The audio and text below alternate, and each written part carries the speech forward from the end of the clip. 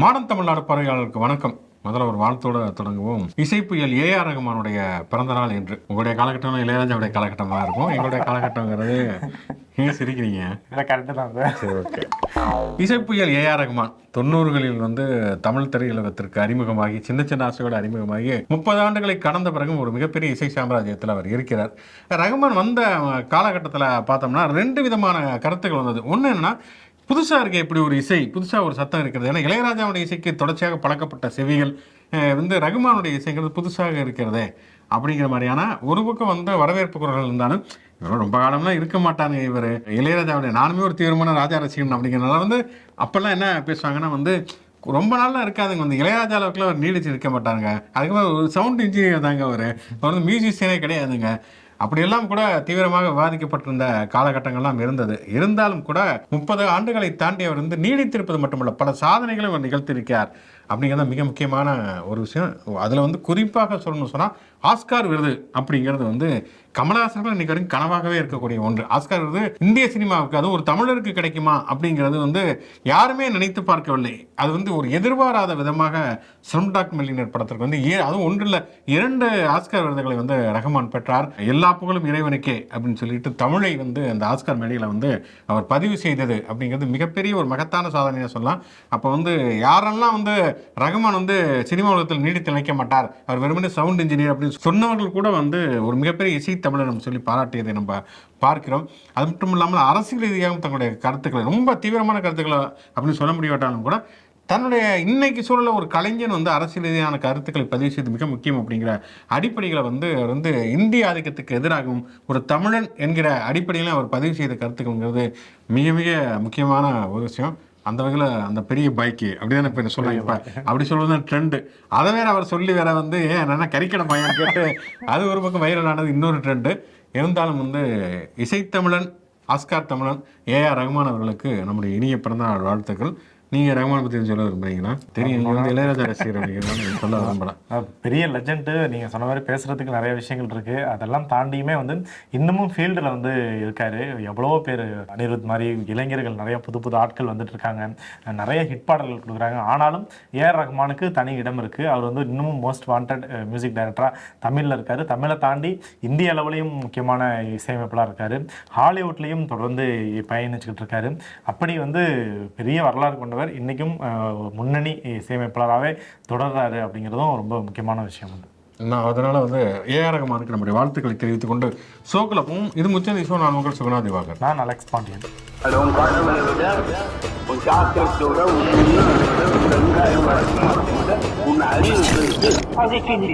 இன்றைக்கு பரபரப்பான ஒரு விஷயம், திருப்பரங்குன்றம் அந்த தீபம் ஏற்றுவது தொடர்பான தீர்ப்பு நேற்றே சொன்னாங்க. நாளை தீர்ப்பு வழங்கப்படும் சொல்லி.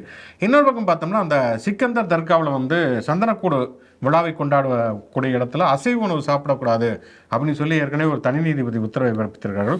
அதற்கு எதிராக மேல்முறையீடு செய்த பொழுது நேற்று என்ன சொன்னாங்கன்னா, முதல்ல இந்த வழக்குக்கான தீர்ப்பு கொடுக்க போறாங்க, அதனால இப்போதைக்கு அதை விசாரிப்பதில்லை அப்படின்னு சொல்லிட்டு கிட்டத்தட்ட இது ஒரு வகையில் எதிர்பார்த்த தீர்ப்பு அப்படின்னே சொல்லலாம். தனி நீதிபதி ஜி.ஆர். சுவாமிநாதன் அளித்த அந்த தீர்ப்பை மறு உறுதி செய்திருக்கிறார்கள். அப்படின்னா அதுதான் இந்த தீர்ப்பினுடைய சாராம்சம். என்னன்னா, அவர் சொன்னது சரிதான், அந்த தர்கா பக்கத்தில் இருக்கக்கூடிய சில அடி தூரத்தில் இருக்கக்கூடிய அந்த தூணில் தான் அதை தீபம் ஏற்ற வேண்டும் அப்படின்னு சொல்லியிருக்கிறாங்க. ஆனால் இதில் அந்த ஜி.ஆர். சுவாமிநாதன் தீர்ப்புலேருந்து மாறுபட்ட விதமாக என்ன இருக்கிறது அப்படின்னு சொன்னால் இது பொதுமக்களுக்கு அனுமதி கிடையாது. ராம ரவிக்குமாரை கூட்டு சீன் போட முடியாது. இது காது வச்ச மாதிரி கமுக்கமாக முடிச்சிருங்க அப்படிங்கிற மாதிரி நீங்கள் பொதுமக்கள் அனுமதி இல்லாமல் கோயில் நிர்வாகமே இது ஏற்ற வேண்டும் அப்படிங்கிறாங்க. அரசுக்கும் கூட, அரசின் மீதுமே கூட ஒரு சிறு விமர்சனத்தை வைத்திருக்கார்கள். இது சட்டம் ஒழுங்கு பிரச்சனை கிடையாது, அரசியை இதை ஒரு பெரிய குறிப்பாக மாவட்ட நிர்வாகம் இதை ஒரு பெரிய பிரச்சனையாக மாற்றுகிறது அப்படிங்கிற மாதிரி சொல்லுகிறார்கள். அப்படிங்கிறத பார்க்க முதல்ல இந்த தீர்ப்பு சரியா அப்படின்னு சொன்னால் கண்டிப்பாக சரியில்லை என்பதுதான் நம்முடைய கருத்து. ஏன்னா ஒன்று அது தீபத்தூண் தான் என்பதற்கு இதுவரைக்கும் எந்த விதமான ஆதாரமும் காட்டப்படவில்லை. அதை தாண்டி அந்த ஏற்கனவே ஒரு 100 ஆண்டுகளாக ஏற்றுக்கொண்டிருக்கிறார்களே அது தீபத்துவம் தான் என்பதற்கு ஆதாரங்கள் இருக்குன்னா அது சார்ந்து வந்து தொல்லியல் புத்தகங்களுமே இருக்கிறது. இப்போ இந்த தீர்ப்புகளோட என்னன்னா இந்திய தொல்லியல் துறை ஆலோசனை வழங்க வேண்டும் என்று சொல்லியிருக்கார்கள். அப்படி ஆலோசனை வழங்காம ஏன் இப்படி தீர்ப்பு சொல்றாங்கிறது இப்போ அடிப்படையான ஒரு கேள்வி. ஏன்னா அந்த தீபத்துள்ள, அதாவது அந்த உச்சிப்பிள்ளையார் கோயில் அங்கே அருகில் இருக்கக்கூடிய அந்த தீபத்துவனை பொறுத்த வரைக்கும் அதில் வந்து அந்த இவருடைய அனுமாருடைய படம்லாம் இருக்குது, அந்த புடைப்பு உருவம் பொறிக்கப்பட்ட ஒரு தூணாகத்தான் இருக்கிறது. இதை பொறுத்த வரைக்கும் அது ஒரு மத அடையாளமே பெருசாக இல்லை, அது வந்து ஒரு கல் அவ்வளோதான். அது வந்து ஒரு பக்கம் வந்து சமணர்கள் வந்து விளக்கேற்றுவதற்காக பயன்படுத்திய கல், வந்து ஆலோசனை பெறுவதற்காக தாங்கள் வந்து ஆலோசனை நடத்துவதற்காக விளக்கு ஏற்றினார்கள் அந்த கல் அப்படிங்கிறது. இன்னொன்று நில அளவுக்கேல் என்று சொல்லி 2 விதமான கருத்துக்கள் வழங்கப்படுகிறதை தவிர அது வந்து காலங்காலமாக கார்த்திகை தீபம் ஏற்றிய ஒரு தீபத்தோன் என்பதற்கு இதுவரைக்கும் எந்த விதமான ஆதாரமே கிடையாது.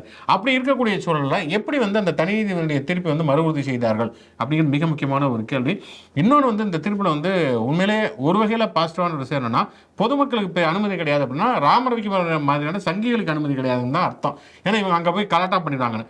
ஏன்னா நீங்கள் வந்து இஸ்லாமிய தெருக்களில் வந்து கோயில் ஊர்வலம் போகிறதே இல்லை, ஏன்னா கண்டிப்பாக போகிறது. ஏராளமான காளிமங்கல் திருவிழா, மாடியமங்கல் திருவிழா அப்படின்னு சொல்லிட்டு ஏராளமான போகிறது.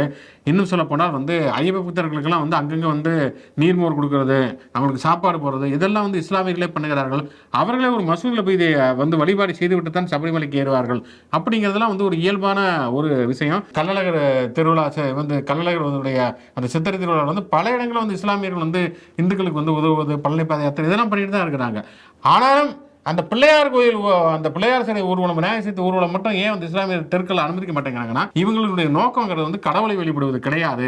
அங்க போய் வந்து இஸ்லாமியர்களுக்கு எதிராக அவர்களை அவமதிக்கக்கூடிய வகையில் முழக்கங்களை எழுப்பி அவர்களை வந்து வம்புழுப்பது, மதக்கலனம் செய்வது அப்படிங்கிற அடிப்படையில் தான் இஸ்லாமியர்களும் எதிர்ப்பு தெரிவிக்கிறார்கள், மதச்சார்பற்ற சக்திகளும் அதற்கு எதிர்ப்பு தெரிவிக்கிறார்கள். அதே மாதிரி தான் கார்த்திகை தீபம் வந்து 100 வருஷமா ஏற்றிக்கிட்டு இருக்கிறாங்க. கீழே தர்கா இருக்குது, மேலே கோயில் இருக்குது, மேலே போய் அவங்க வந்து ஏற்றிக்கிட்டு இருக்கிறாங்க. இது வரைக்கும் முஸ்லீம்கள் அது மேலே எந்த விதமான மறுப்பு தெரிவித்ததில்லை. இங்கே சிக்கந்தர் தர்காவுக்கு தொலை போகிறாங்க அல்லது சந்தனக்கூட திருவிழா நடத்துகிறாங்க. இந்துக்களுக்கு அவங்களுக்கு எந்த விதமான பிரச்சனையுமே கிடையாது. உள்ளூர் மக்கள் இதுவரைக்கும் எந்த விதமான எதிர்ப்புகளுமே தெரிவிக்கவில்லை. அப்படி இருக்கக்கூடிய சூழலில் ஏன் வந்து புதுசாக இந்த தீபத்துள்ள தான் தீபம் ஏற்றணுங்கிறத ஏன் எடுக்கப்படுகிறது, அதை யார் எடுக்கிறார்கள் என்பது மிக மிக முக்கியமான ஒரு விஷயம். அப்போ இந்து மக்கள் கட்சியிலிருந்து பிரிந்து வந்து தனியாக ஒரு கட்சி வைத்திருக்கக்கூடிய ராமரவிக்குமார் ஏன் எடுக்கிறாருன்னா இந்த மாதிரி மதக்கலவரத்தை நடந்ததால் நான் ஒரு மைலேஜை தேத்த போகிறேன் அப்படிங்கிறதுக்காக தான் அவர் பண்ணுகிறார். அதனால தான் மதச்சார்பற்ற தன் மதச்சார்பின் மீது நம்பிக்கை கொண்டவர்களும் உள்ளூர் இந்துக்களும் கூட இதை வந்து எதிர்ப்பு தெரிவிக்கிறார்கள். அப்படி இருக்கக்கூடிய ஒரு சூழலில் இதில் வந்து எந்தவித பிரச்சனையுமே வராதுங்கிறத எப்படி நீதிமன்றம் முடிவெடுத்துச்சு அப்படிங்கிறது தெரியல. இந்த வழக்கை போடுபவரே கலவரத்தை தூண்டுவதே நோக்கமாக இருக்கக்கூடிய ஒரு சங்கி. ஒரு சாதாரண பக்தர் வந்து ஒரு வழக்கு போட்டாருன்னு கூட அதை நம்ம பெருசாக எடுத்துக்க போக வேண்டியதில்லை. ஒரு இந்துத்துவ அமைப்பு, அந்த இந்துத்துவ அமைப்புடைய நோக்கம் என்பது மதக்கலவரங்களை உருவாக்குவது, இஸ்லாமியர்களுக்கு எதிராக வெறுப்பு பிரச்சாரம் செய்வது அப்படிங்கிறப்ப அதை வந்து ஒரு அரசு வந்து அதை கணக்கில் எடுக்காமல் எப்படி இருக்கும் அப்படிங்கிறத மிகப்பெரிய கேள்வி. ஏன்னா நாளைக்கு சட்ட ஒழுங்கு பிரச்சனைனா அரசு தான் வந்து பதில் சொல்லணும். அரசு பதில் சொல்லுது சொல்லலைங்கிறது வேற விஷயம். அங்க வந்து மதச்சார்பின்மையை, மத நல்லடக்கத்தை வந்து சீர்குலைவதை நாம் அனுமதிக்க மாட்டோம். அதான் ஜனநாயகத்தின் மீது நம்பிக்கை உள்ள நம்ம அனைவருடையுமே கருத்து. அப்படி இருக்கக்கூடிய ஒரு சூழலா ஒன்று அதுக்கு ஆதாரமும் கிடையாது, ரெண்டாவது வந்து அரசின் மீது நீதிமன்றம் தெரிவித்திருக்கக்கூடிய கண்டனங்கிறது நியாயமானதே கிடையாது. இதுல என்னன்னா வந்து இப்போ கார்த்திகை தீபம் வந்து இப்போ ஜிஆர் சுவாமிநாதன் தீர்ப்புக்கு இதுக்கு இருக்கக்கூடிய இன்னொரு வித்தியாசம்னா, ஜிஆர் சுவாமிநாதன் கார்த்திகை தீபம் ஏற்றலைங்குமே மறுநாள் கூட ஏற்றுங்க அப்படின்னாரு. இப்போ வந்து அப்படி சொல்லலை. அவங்க வந்து கார்த்திகை தீபம் கார்த்திகை அன்னைக்கு ஏற்றுங்கன்னு இருக்காங்க. அடுத்த கார்த்திகை வர்றதுக்கு இன்னும் 1 வருஷம் இருக்குது. அதனால இப்போதைக்கு அது அப்புறமேல் பார்த்துக்கலாம். அப்புறமேல் மேல்முறையீட்டுக்கு போகலாம். ஏன்னா கண்டிப்பாக தமிழ்நாடு அரசு மேல்முறையீட்டுக்கு போகும் என்று தான் எதிர்பார்க்கப்படுகிறது. அதனால் ராமரவிக்குமார் வந்து அந்த இதெல்லாம் தீபம்லாம் எடுத்துகிட்டு வந்துக்கலாம், சீன் போட முடியாது. அடுத்த வருஷம் வரைக்கும் பார்ப்போம். இப்போதைக்கு வந்து பிரச்சனை வந்து ஒத்திவைக்கப்பட்டிருக்கிறது. ஆனாலும் கண்டிப்பாக வந்து இது வந்து தீபத்தூண் என்று ஏற்றுக்கொண்டு அதில் வந்து தீபம் ஏற்றலாம் என்று சொல்வது ஏற்கத்தக்க தீர்ப்பு கிடையாது அப்படிங்கிறது நம்முடைய கருத்து. முன்னாடிலாம் வந்து நீதிமன்ற தீர்ப்புகள் விமர்சனத்துக்கு அப்பாற்பட்டது, விமர்சிக்கக்கூடாது அப்படிங்கிறது தொடர்ந்து சொல்லிக்கிட்டே இருப்போம். அது வந்து எப்பயாச்சும் 1-2 தீர்ப்புகள் வினோதமாக வரும், அப்பயும் சரி சட்டத்தை மதிக்கிறோம் அப்படின்ட்டு போயிடுவோம். ஆனால் இப்போலாம் வந்து ரெகுலராகவே தீர்ப்புகள் வந்து இது மாதிரி ஒருதலை பட்சமாக, அதாவது இந்த வழக்கெல்லாமே வந்து ஜிஆர் சாமிநாதன் வந்து ஓவர் நைட்லலாம் டியூட்டி பார்த்தார். நைட்டு 6 மணிக்கு மேலே, நைட்டு 10 மணிக்கு என் ஆஃபீஸ்க்கு, அதாவது கலெக்டர், எஸ்பின்ட்டு எல்லா அதிகாரிகளையும் என் ஆஃபீஸ்க்கு வாங்க, வீடியோ கான்ஃபரன்ஸில் வாங்கன்னு சொல்லிட்டு அவர் வந்து தலைகீழ நின்னார். விளக்கு அங்கே ஏற்றியே ஆகணும் அப்படின்னு. அப்படின்ட்டு. ஆனால் அரசும் அதுக்கு எதிர்த்துல வந்து ஏற்றவே முடியாது அப்படின்ட்டு நின்று மேல்முறையீடு போனாங்க. மேல்முறையீடு போகும்போதே வந்து இந்த தீர்ப்பு நிச்சயம் அரசுக்கு ஆதரவாக வராது. ஜிஆர் சாமிநாதன் சொன்ன தீர்ப்பை வந்து அப்படியே தான் தொடர்றதுக்கான வாய்ப்பை தான் அடுத்த அந்த மேல்முறையீட்லையும் நடக்கும் அப்படின்ட்டு முன்னாடியே சொல்லப்பட்டது தான். இன்னைக்கு நீங்கள் சொன்ன மாதிரி அதே தான் நடந்திருக்கு. ஜிஆர் சாமிநாதன் போய் ராமரமிக்கு வந்து நான் விளக்கேற்றணும், அங்கே வந்து ஒரு பழக்கம் இருக்குது, நாங்கள் எங்கள் அமைப்பு சார்பாக கட்சி சார்பாக விளக்கேற்றணும்னு முறையீடு பண்ணுறாரு. சரி நீங்கள் போய் ஒரு 10 பேரை கூட்டிகிட்டு போய் விளக்கேற்றுங்கன்னு சொல்லி ஜிஆர் சாமிநாதன் தீர்ப்பு அளித்தார். இப்போ இந்த 2 நீதிபதிகள் வந்து அவர் போய் ஏற்றக்கூடாது, அவரோ அமைப்பை சேர்ந்தவங்களோ ஏற்றக்கூடாது அப்படின்னு தீர்ப்பில் சொல்கிறாங்க. அப்போ ஜிஆர் சாமிநாதன் தீர்ப்பு செல்லாது அப்படிங்கிறது தான் நேரடியான அர்த்தமாக இருக்கும். ஆனால் இவங்க வந்து யாருமே கேட்காத புதுசாக ஒரு கிளாஸ் எடுத்துகிட்டு வந்து கொடுத்து அரசு ஏற்றணும், காவல்துறை ஏற்றணும், மாவட்ட நிர்வாகம் ஏற்றணும், கோயில் அமைப்பு நிறுவனம் ஏற்றணுங்கிறாங்க. அவங்க அரசு வந்து ஆல்ரெடியே சொல்லிருச்சு அப்படி பழக்கம் கிடையாது, இந்து சமய அறநிலையத்துறைக்கு உட்பட்ட கோயில் அது, எங்களுக்கு வந்து அந்த இடத்துல வந்து விளக்கேற்றுற பழக்கமே கிடையாதுன்னு அரசு சொல்லிருச்சு. தமிழ்நாடு அரசும் அதுக்கு எதிராக இருக்குது, இந்த இந்து சமய அறநிலையத்துறையும் அதுக்கு எதிராக இருக்குது. அந்த மக்களுமே யாருமே வந்து இது வரைக்குமே வந்து ஒரு குரூப்பாக சேர்ந்து இந்த பகுதி மக்கள் அந்த பகுதி மக்கள் நாங்கள் வந்து 100 ஆண்டு காலமாக இது எங்கள் குலதெய்வமாக இருக்குது, நாங்கள் அங்கே தான் விளக்கேற்றணும்னு சொல்லி யாருமே இது வரைக்கும் கேட்கவே இல்லை. ஸோ கேட்காத ஒரு விஷயத்தை வந்து இந்த 2 நீதிபதிகளோட அமர்வும் வந்து கட்டாயப்படுத்தி அரசு வந்து விளக்கு ஏற்றணும் அப்படின்ட்டு தீர்ப்பளிச்சிருக்காங்க. இதுவுமே வந்து தொடர்ந்து இது மாதிரி வினோதமான தீர்ப்புகள் இந்த மாதிரி முக்கியமாக இந்த சமய பிரச்சனைகளில் மட்டும் தொடர்ந்து வந்துக்கிட்டே இருக்குது. இப்போ தமிழ்நாடு முழுக்க பல கோயில்களில் பட்டியலின மக்கள் உள்ளே அனுமதிக்கப்படுவதில்லை அப்படிங்கிற வழக்குகளும் பிரச்சனைகளும் இருக்கிறத பார்க்குறோம்.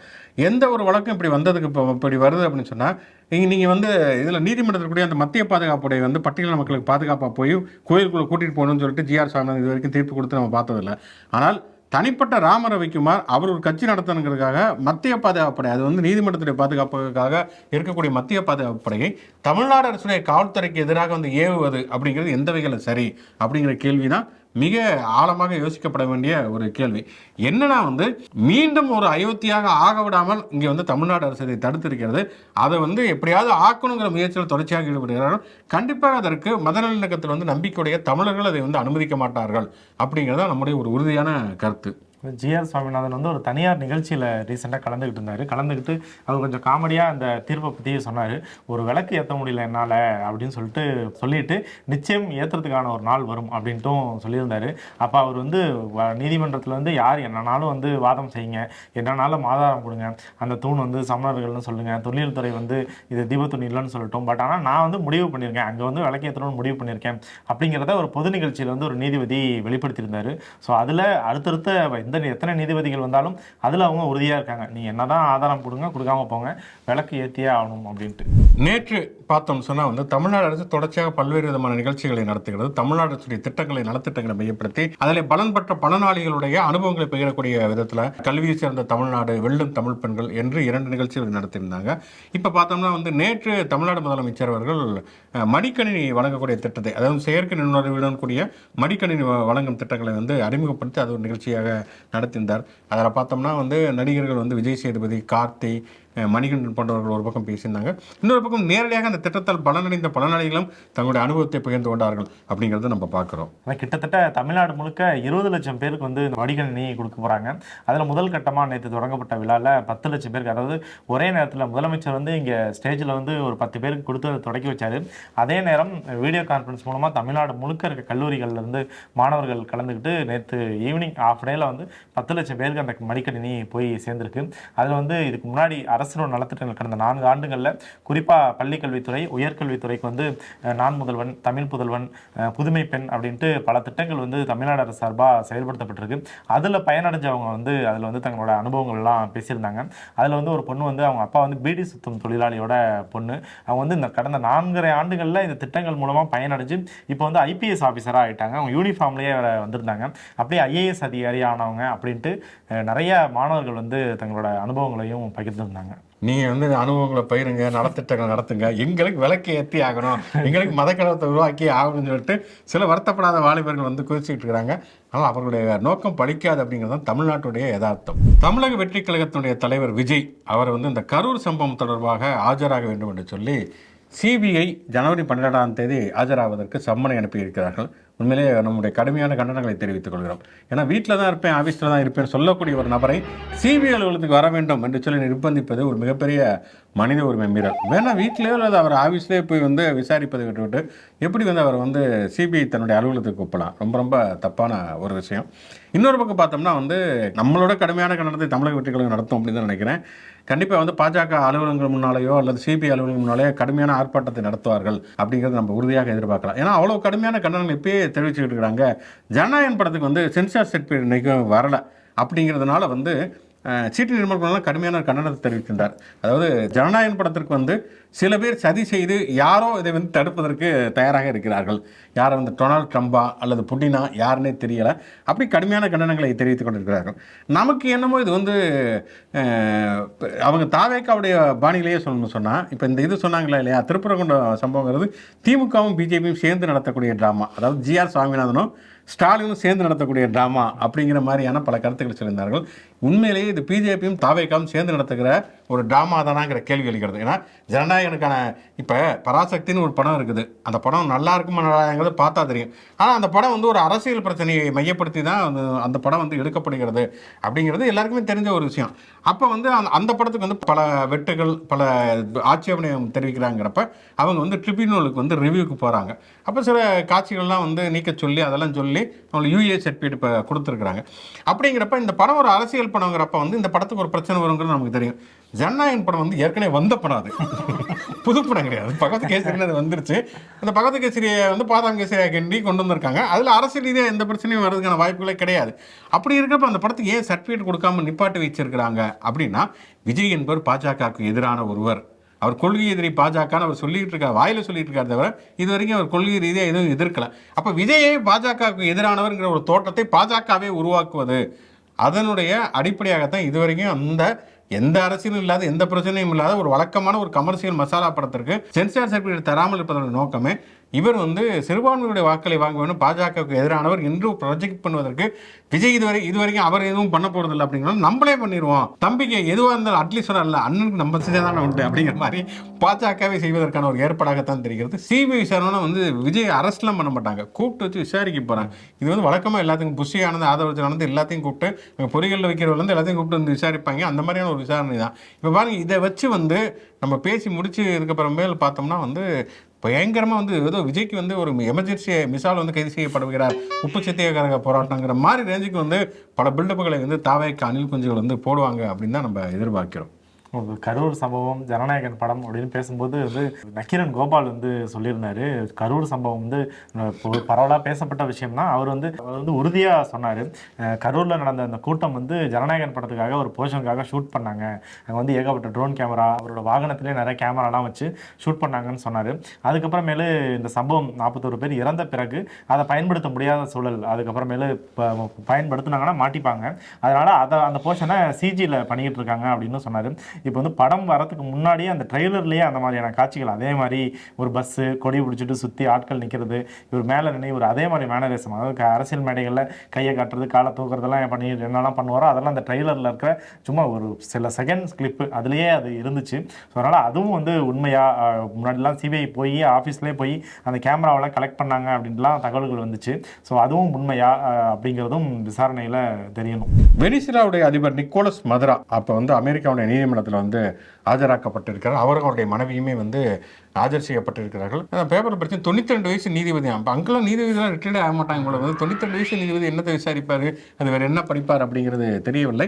அவருக்கு வந்து ஆதரவாக வாதாடுவதற்கு வழக்கறிஞர்களும் இல்லை அப்படிங்கிற உண்மையிலே ரொம்ப அவலத்துக்குரிய ஒன்று. யாராக இருந்தாலும் எவ்வளவு ஒரு மோசமான குற்றம் சாட்டப்பட்டவராக இருந்தாலும் தன்னுடைய தரப்பு நியாயத்தை நிரூபிப்பதற்கான ஒரு வழக்கறிஞர் என்பது கண்டிப்பாக அவசியம். ஐநாவுடைய பொதுச் செயலாளர் ஆண்டனியா குட்டரேஸ் அவர் வந்து இப்போ கடுமையான கண்டனத்தை தெரிவிக்கிறார். எனக்குமே ஒரு பேர் விஜயா இருக்குன்னு தோணுது. வந்து சாப்பிட்டு சாயந்தரம் தடுவங்கிற மாதிரி அவர் அரெஸ்ட் பண்ணி 2 நாள் ஆயிடுச்சு. இப்போ வந்து கடுமையான கண்டனத்தை தெரிவித்திருக்கார். பெரும்பாலும் இந்த ஐநா சபைங்கிறது ஒரு பொம்மை அமைப்பாகத்தான், செயல்படாத ஒரு அமைப்பாகத்தான் இருக்கிறது. இலங்கை வந்து அவ்வளவு இனப்படுகொலை நடத்தினாலும் அவங்க வந்தனால ஒன்றும் பண்ண முடியலை.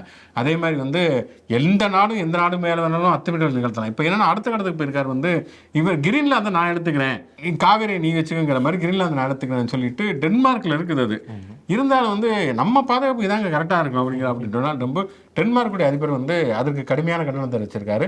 ஆனால் அடுத்து அவரை தான் பிடிப்பாங்க போல இருக்கு, அந்த மாதிரியானதாக இருக்கிறது. மோடியை பற்றி சொல்லியிருக்காரு, நான் ரொம்ப மகிழ்ச்சியாக இல்லை அப்படிங்கிறது மோடிக்கு கண்டிப்பாக தெரியும். அவர் வந்து ரஷ்யாவில் தொடர்ச்சியாக எண்ணெய் வாங்கி கொண்டிருக்காருன்னு. நீ இவன் மகிழ்ச்சியாக இருந்தானா இல்லைன்னா நான் மகிழ்ச்சியாக இருக்குன்னு அவர் ஊராக சுற்றி கொண்டிருக்காங்கிறத பார்க்குறோம். எவ்வளோ ஒரு மோசமான மனநிலை பாருங்க. ஒரு நாடு தவறே செய்யட்டும், ஒரு அதிபர் தவறாகவே இருக்கட்டும், வந்து அதை வந்து ஒரு சர்வதேச நீதிமன்றத்துக்கு கொண்டு போவதால், ஒரு ஐநா சபை கொண்டு போவதெல்லாம் விட்டுட்டு நினச்சா யார் வேண்டுமானாலும் கைது செய்வேன் அப்படிங்கிற மனநிலைக்கு டொனால்ட் ட்ரம்ப் வந்திருக்கிறதுமே அதை வந்து உலக நாடுகள் வந்து மௌனம் காப்பதுங்கிறது மிக மிக வன்மையாக கண்டிக்கத்தக்கது. அதனால தான் அடுத்து வந்து அவர் கிரீன்லாண்டை வந்து கைப்பற்றுவதுங்கிற நிலைமைக்கு அவர் போகிறாருங்கிறது உண்மையிலேயே வந்து ஒரு அதிர்ச்சி அளிக்கக்கூடிய ஒன்றாக இருக்கிறது. ஓகே, கடைசியாக வந்து ஒரு விளையாட்டு செய்தியோட முடித்துக் கொள்வோம். பட்டாசு வெடிப்பவர்கள் தேச துரோகிகள். இதை சொன்னது யார்? இதை சொன்னது திராவிடர் கழகத்துடைய தலைவர் வீரமணியா, அல்லது கம்யூனிஸ்ட் கட்சியின் தலைவர் பி சண்முகமா, அல்லது ராகுல் காந்தியா அப்படின்னு சொன்னால் யாரும் கிடையாது. பாஜகவை சேர்ந்த மேனகா காந்தி, அதாவது ராஜீவ் காந்தியுடைய அண்ணனுடைய மனைவி. அவர் வந்து நீண்ட காலமாக வந்து பாஜகவில் தான் இருக்கிறார். அவர் சொல்லியிருக்கார், அவர் வந்து சுற்றுச்சூழல் ஆர்வலர் மட்டுமல்ல, அவர் இந்த ஜல்லிக்கட்டுக்கெல்லாம் தடை விதிக்க வேண்டும் என்கிற கருத்தை உடையவர். அவர் வந்து சொல்லியிருக்கார், பட்டாசு வெடிப்பது அப்படிங்கிறது வந்து தேச துரோகம். ஏன்னா வந்து டெல்லியில் வந்து மாசு அதிகரித்திருக்கிறதுன்னு. இப்போ இந்த மாதிரி யாராவது ஒருத்தர் கருத்து சொல்லி உடனே இந்துக்களுடைய மத உணவுகளை பின்படுத்துகிறது. பாருங்க, வந்து பொங்கல் வைக்கிறப்ப வந்து செருப்பு போட்டிருக்காரு ஸ்டாலின். செருப்பு போட்டு பொங்கல் வைக்கக்கூடாதுன்னு எங்கேயாவது இருக்குதா? பொங்கல் என்பதே வந்து ஒரு மதச்சார்பற்ற விழா. செருப்பு போடுவது என்பது எதையும் இழிவுபடுத்துவதெல்லாம் கிடையாது. இப்போ நீங்கள் வந்து கோயிலுக்குள்ளே மட்டும்தான் செருப்பு போடுறதை தவிர சர்ச்சில் இருந்து ஆரம்பித்து மசூதில் வந்து எல்லாருமே செருப்பு போட்டு தான் போயிட்டு வந்துட்டு இருக்காங்க. அப்படி இருக்கக்கூடிய ஒரு சூழலில் இப்படி ஏதாவது சொன்னால் வந்து இந்துக்களுடைய உணர்வுகள் புண்படும் அப்படின்னு சொல்லக்கூடியவங்க தான் பாஜக இருக்கக்கூடிய ஒரு முன்னாள் ஒன்றிய அமைச்சராகவும் எம்பியாகவும் இருந்த மேனகா காந்தி பட்டாசு வெடிப்பவர்கள் தேச துரோகிகள் அப்படின்னு சொல்லியிருக்காருன்னா இதை நேரம் கொதிச்சிருக்கோம். நம்ம ஹெச்ராஜாவில் தீ குளிச்சிருக்கோம் நம்ம, ஆனால் அமைதியாக இருக்கிறார்கள் அப்படிங்கிறது மிகுந்த வருத்தத்தை அளிக்கிறது. குறைந்தபட்சம் இதுக்கு எதிராக வந்து ஜிஆர் சுவாமிநாதன் வந்து ஒரு வழக்கையால் போடணும்னு சொல்லி தாழ்மையான வேண்டுகோளை விடுக்கிறோம்.